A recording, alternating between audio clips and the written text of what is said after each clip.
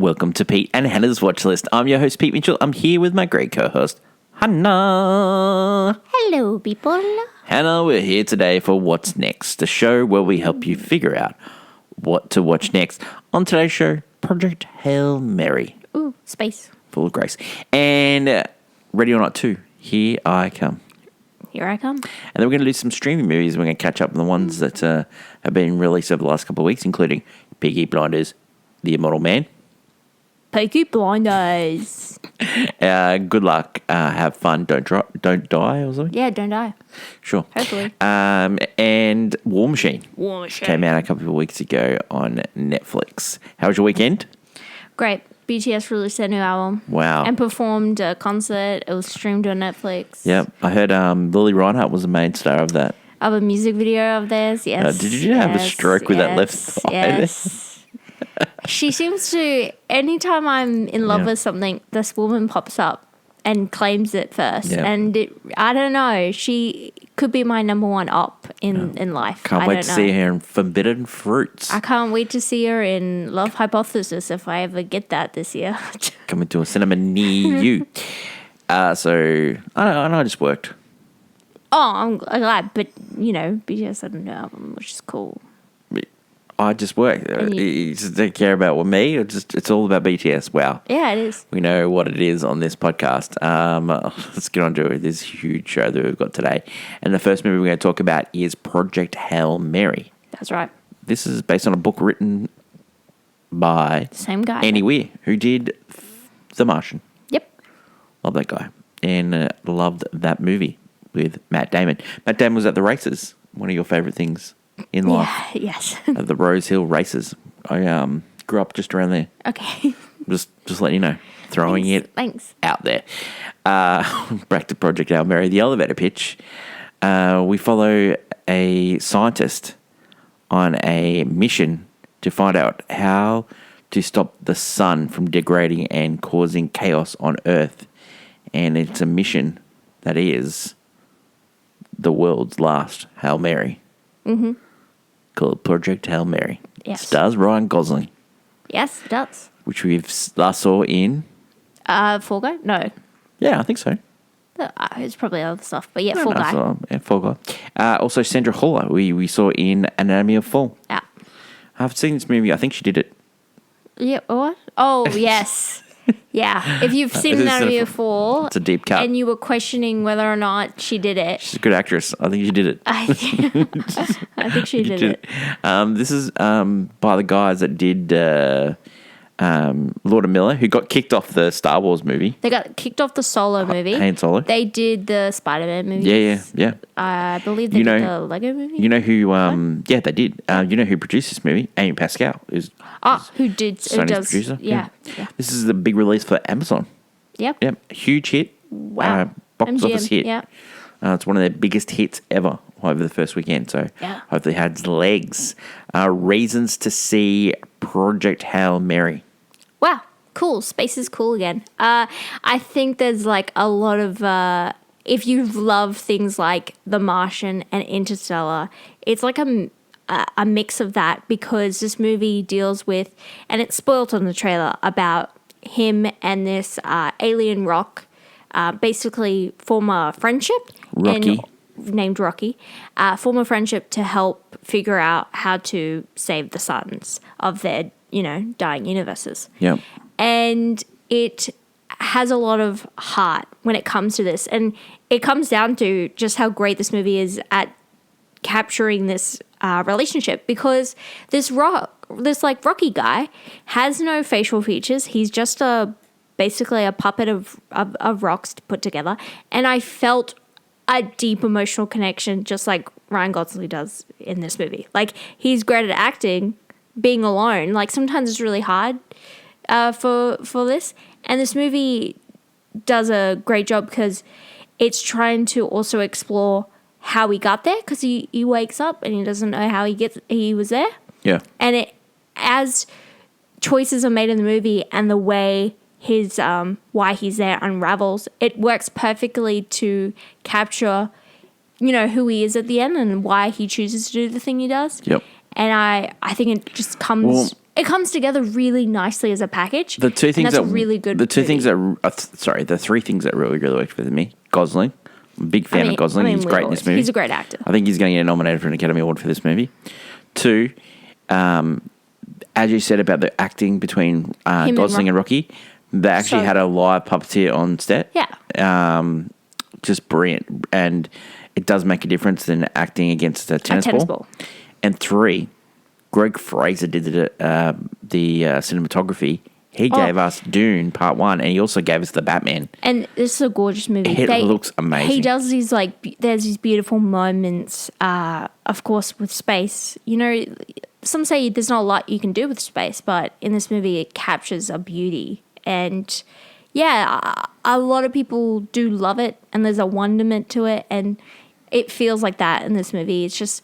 You feel so much for these two characters who want to save their homes and want, and it's just, I just got really emotional about a freaking rock. I haven't gotten emotional about a rock since probably like when SpongeBob delivered pizzas or something. Like, I really like this relationship they built with these two characters. It worked so well for me. And was the driving home point of this movie. And, like, a lot of people... And it feels almost like a family movie. Like, you can take kids as well as adults, as well as teenagers. Anyone can go see this movie and, like, just fall in love with these two characters and, like, the goal of wanting to save the world. And I like... Ryan Gosling's character is kind of like a, the chosen one aspect, but...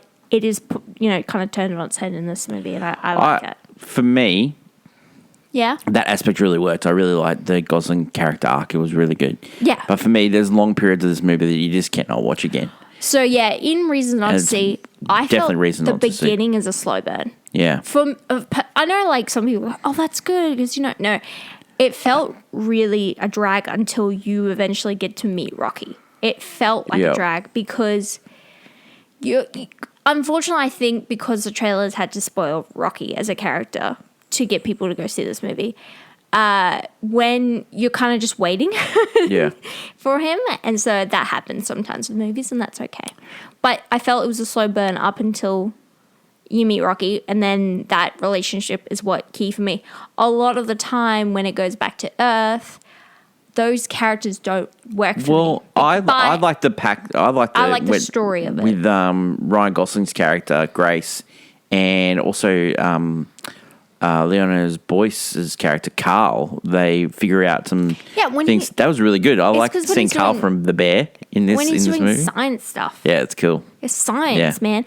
No, it's when it's exploring those themes and science and people working together.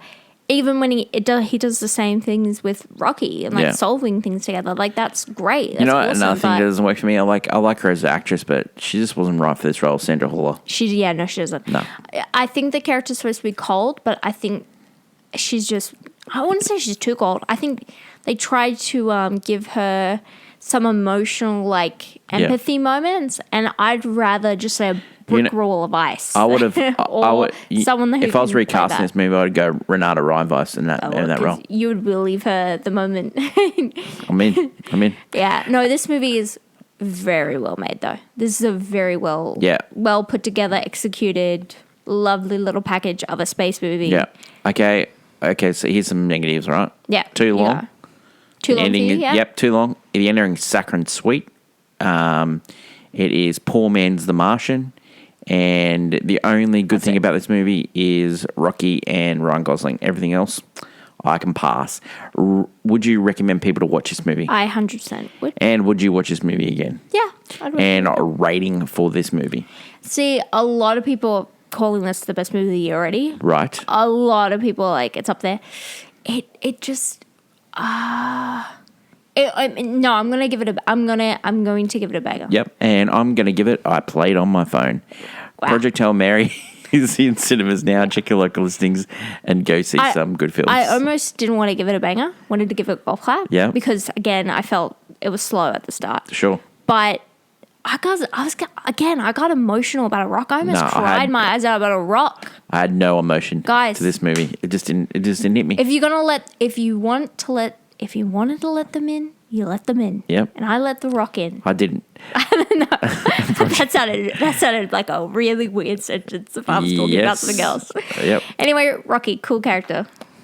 The other movie that we went and saw this weekend was Ready or Not 2, Here I Come. It is the follow-up of the 2009 horror classic from Radio Silence. Yes, Radio Silence, the same people that gave us Scream. They weren't involved in Scream 7, they were involved in this instead. The elevator pitch, we pick up right after Ready or Not, Ready or Not 1, and our bride is recovering from the injuries from the first game, and then she's pulled into a second game where she's hunted until dawn, and to find out who is going to lead the world for old Mr. LaBelle, Satan himself. Reasons to see Ready or Not 2, Here I Come. Do you need to see the first one? No, you don't. I didn't watch the first one. I went straight into this one. I knew the story is, she was a bride. She got, like, they established that a little bit here where she talks about how, because her sister arrives, her estranged sister, she hasn't talked to. Catherine Newton plays Faith McCauley. Hasn't seen in 7 years, and she tells her sister, I married him, then I pulled the card, got in a game, and then had to take them out. Good cast in this one that has Samara Weaving reprising her role as Grace McCauley, Catherine Newton as Faith. You have Elijah Wood as the lawyer. Sarah Michelle Gellar plays the daughter of the leader of the, I don't know what they call them. I don't know. It's like the follower of Mr. LaBelle. A high chair, and then or the rest of them. Yeah, some good side characters in Nesso Karabar, also Olivia Cheng. Reasons not to see this one.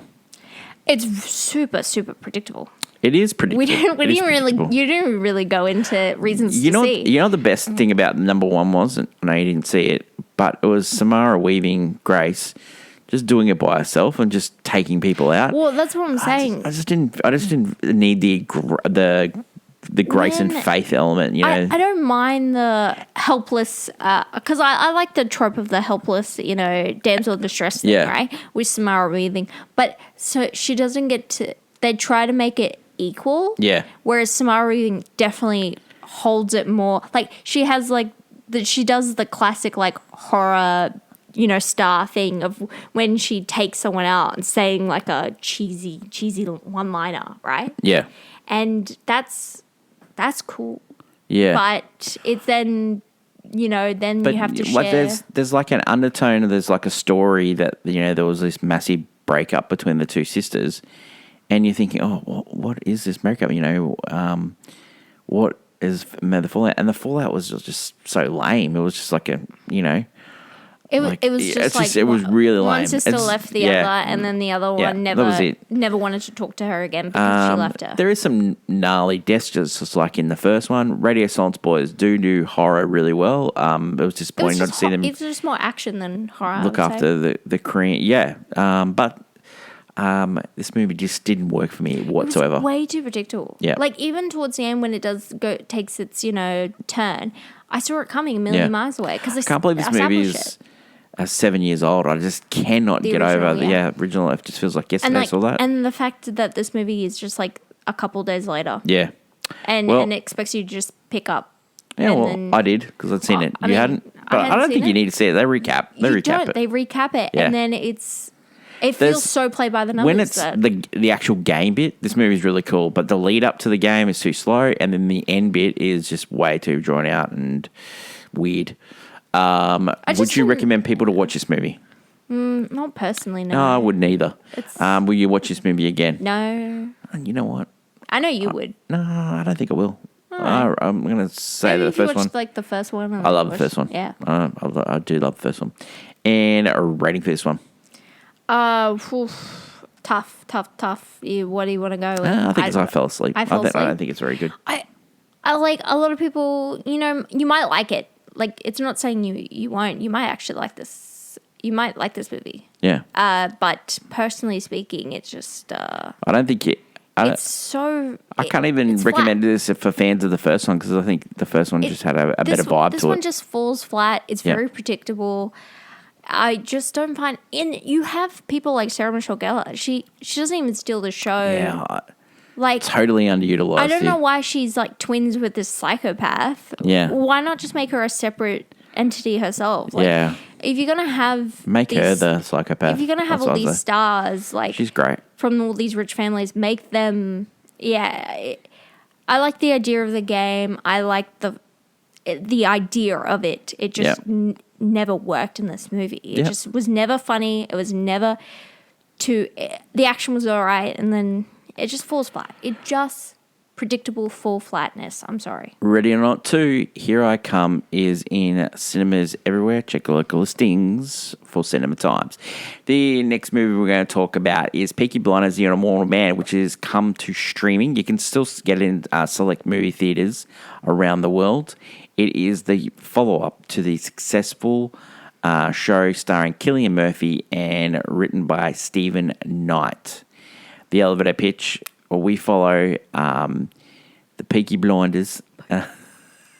Peaky Blinders. Yeah, tell me all about it. Tommy Shelby has been living in seclusion. Oh, of course. And his son has taken over the empire and seems to be making some poor decisions, including teaming up with some German people in World War II. Oh, gosh. So Tommy Shelby has to come back and right wrongs. Of course. Reasons to see this. If you're a fan of the show, you probably will like this movie. Yeah. Yeah. I really like the show. It's just lost. It had momentum, right? And so when you're getting a season after a season or every couple of things, then COVID happened. They were supposed to do this a long time ago. Cillian Murphy goes on to win an Oscar. It's just harder to do it, and it just lost its momentum. It had a real... And then the last season, it was really weird pacing. And so this pickup, And for me, the son, who's played by Barry Keogh, just doesn't work. And then Rebecca Ferguson plays a gypsy who can talk to the dead. Okay. And there's just a lot happening. Big reason to see is Cillian Murphy. Anytime you're seeing him on screen, it's great to see him. I really like that. But I have to say, reason not to is Barry Keogh. I know he's your boy. He's not mine. He's not mine. I know he's your boy. I know you were a big fan of his relationship with Sabrina Carpenter. No. I like the music that's come all from it. But this movie just did not work for me.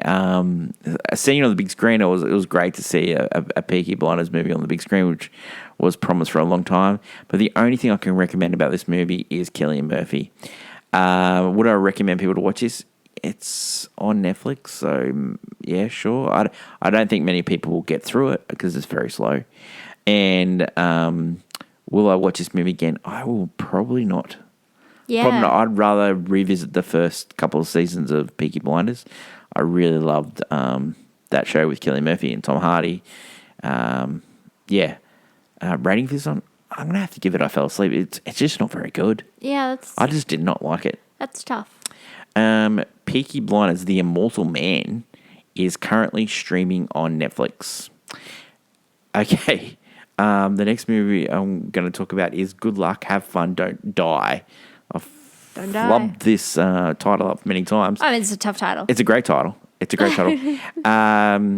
is directed by Gore Verbinski, and you might have heard that guy because he directed the Pirates of the Caribbean movies. I mean, wow. Wow. What a movies. This movie stars Sam Rockwell, which I really do like Sam.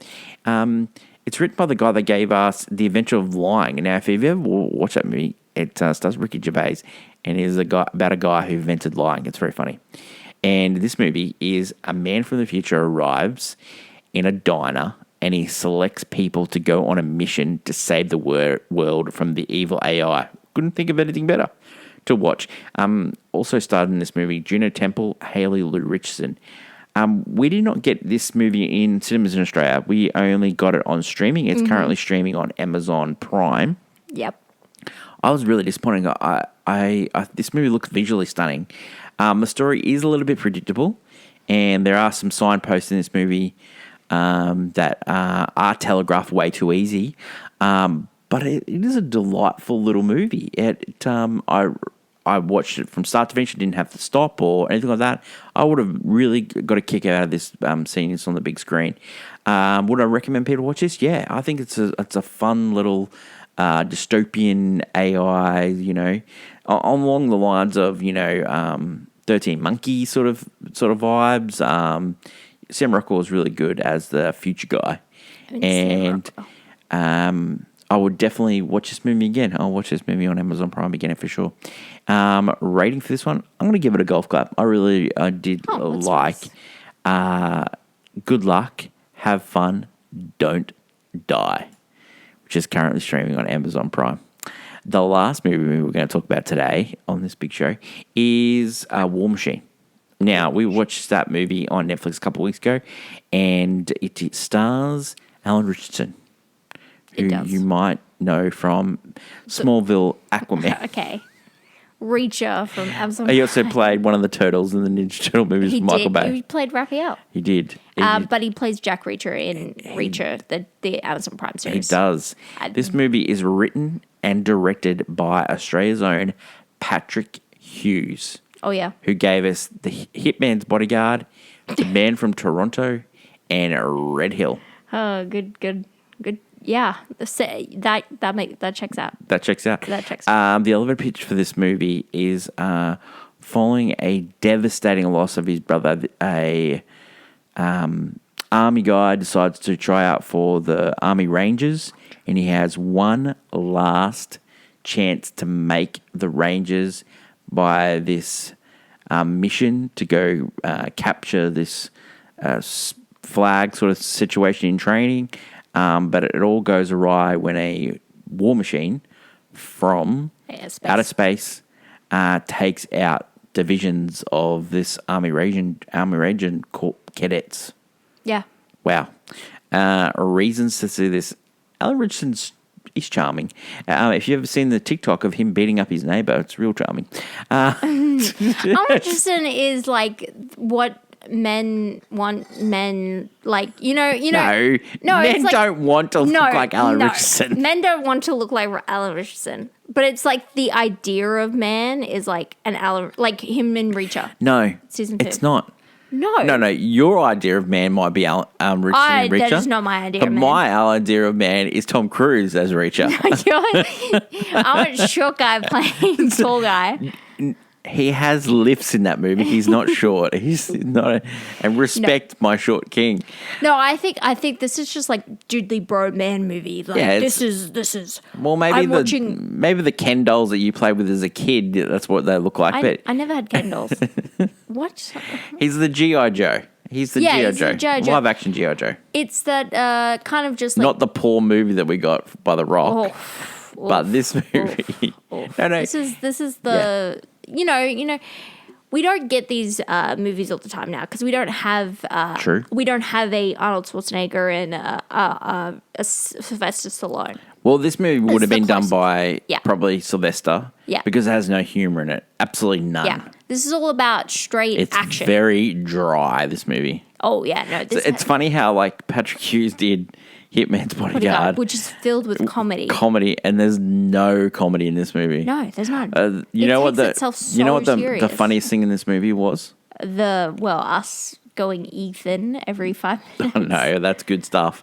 No, it was the fact that Dennis Quaid was trying to act in this movie. That always makes me laugh.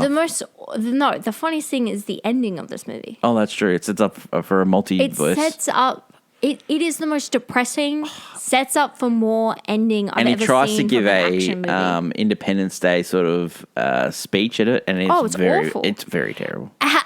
Alan Richardson should just stay being the Reacher because the Reacher, what he does is he doesn't say anything. He just kicks butt, and then you're like, he's quite charming in those movies, but in those TV shows, but not in this. No, not in this. No one's charming in this.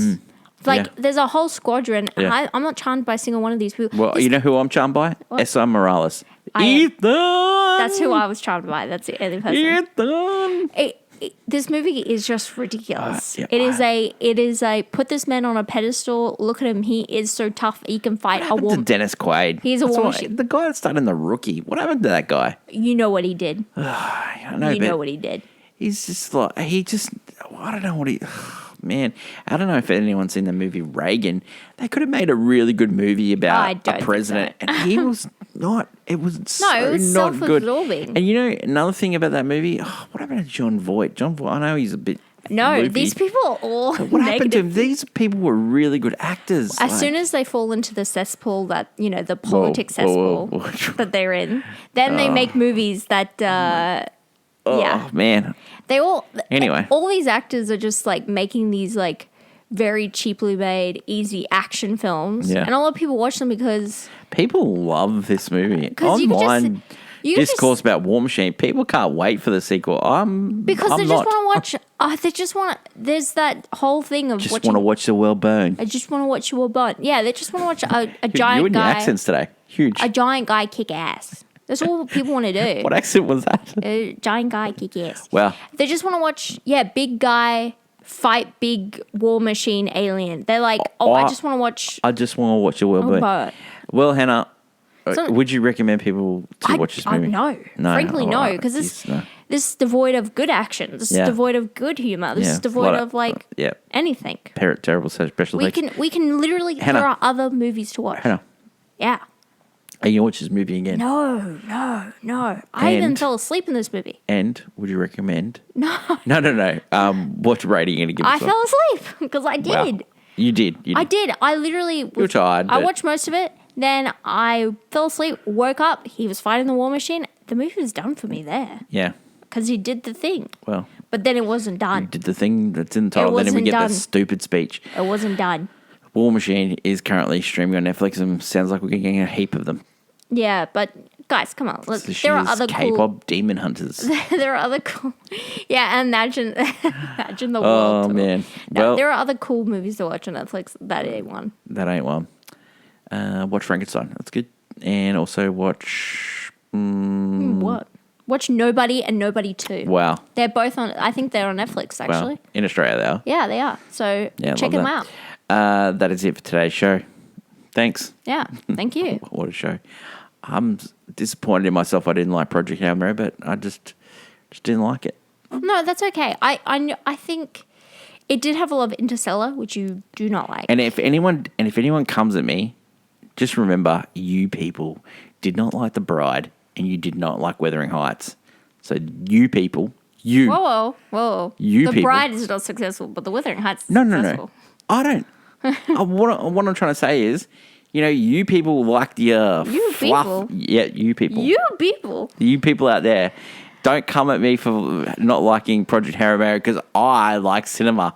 The Bride is cinema. That's cinema. I think it's just some things float your boat, but Yeah, no, especially everyone's- Wuthering I Heights thi- and I- The Bride. I don't think everything. I think a lot of people are gonna like Project Hail Mary, but there's gonna be Yeah. a few out there who's not gonna like this movie because You know what I'm going to switch on they- this week? You know what I'm going to switch on this week? not. The Martian, because I love that movie. The Martian is good. I think you Yeah. have a. Well, we good read it in the twofer. countdown. Yeah, but you have a good two for here. Yeah. If you watch The Martian and then go watch Project And Hail Mary. you know what? Oh, no, And that's not a good Interstellar. twofer. You know, if you want to watch a good twofer, you should watch The Martian, and then you should watch The Jewel, because Okay. Last Jewel, we because it's Matt Damon twosome. it's Ridley Scott. Yep, and it's Ridley Scott. That's the two movies you should watch this week. I think we're the only two people Homework in for the the world. homework. If anyone wants to be the third person who's ever watched The Duel besides Last Jewel. The Last Duel besides us two, that would be nice because we're the only. I know people. There's a core of people that love The Last Jewel out there. I would like to Love meet it. them. We should all start a convention where we just talk about The Last Duel. We could probably fit him in this theatre room. That's how. There's room on the couch for one more. And we've got probably one more person that watched that movie and liked it. That is it for today's show. This week on the channel, we have AFI Top 100 Redux. AFI Redux, different name. Yeah, I'm sure. yeah. Stagecoach. And Stagecoach, 9 to 39. Movies we previewing They Will Kill You. And also Hoppers, which is coming to Australian cinemas. Finally. Sure, okay. Yeah.